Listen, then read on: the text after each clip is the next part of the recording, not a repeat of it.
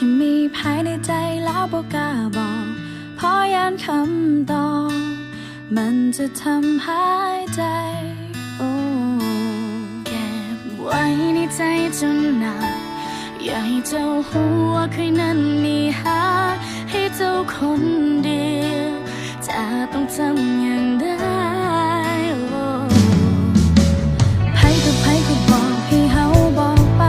บอกฮักเท่านั้นมันจะยากบนได้ถ้าเจ้ามีใจก็คงจะดีแต่ถ้าเจ้าบ่สนใจแล้วเคยจะทำอย่างใดดีอยากให้รู้แต่บอกกล้าบอก